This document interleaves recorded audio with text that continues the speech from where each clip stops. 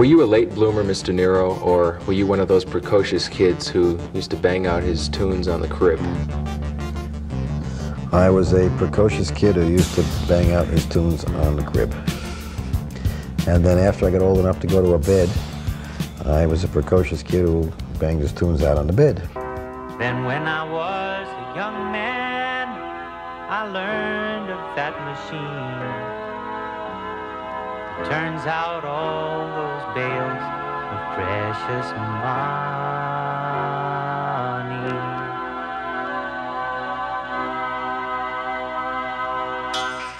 Peter Nero learned early in his career that musical talent wasn't enough to carry him to the top of the entertainment world. Today he has more than 30 albums to his credit, but the record of which he's most proud is his financial success. Nero and other musicians today share the stage with a backup group called the Money Machine. From that money machine, now you can measure your manhood by it. You can get your children to try it. You can bring your enemies to their knees, with the impossible exception of the note you get the beast. You take a strong hit from the money machine.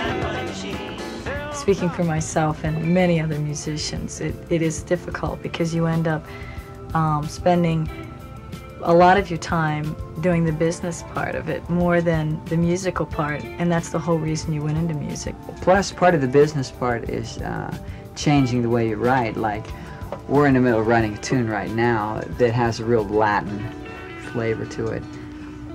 But in the back of your mind, you know that Latin flavored tunes just don't cut it. So, we're changing that. We're changing the, trying to think of things that are more likely to get airplay.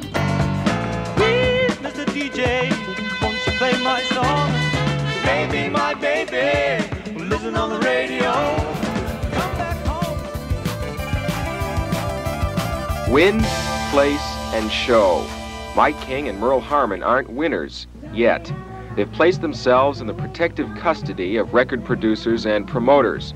Mike and Merle are Street Pajama, a Tucson-based duo who, having released their first album, are beginning to realize that show business is as much business as show, maybe more. A lot of good musicians, they run into the hassles of trying to promote themselves, and there's a lot of pressure, and they kind of blow it off. Bill Cashman produced the Street Pajama album.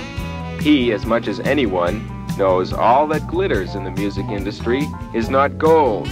Best-selling albums now go platinum. Street Pajama album,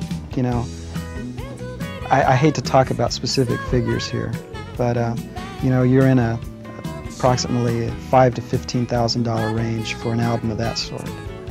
Now you can contrast that to the superstar groups that, they're working in $200 an hour studios, and budgets of $100,000 to $200,000 are not uncommon.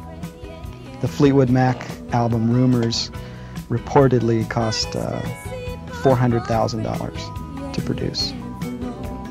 Now they sold 9 or 10 million copies, so they made their investment back. I don't get too much money, money can't buy me love. If you don't do the business, you're not going to be heard. You're not going to have the musical freedom that you're striving for. I am having programs written for me and also learning how to program myself so that all my business details will be taken care of by the computer, itineraries,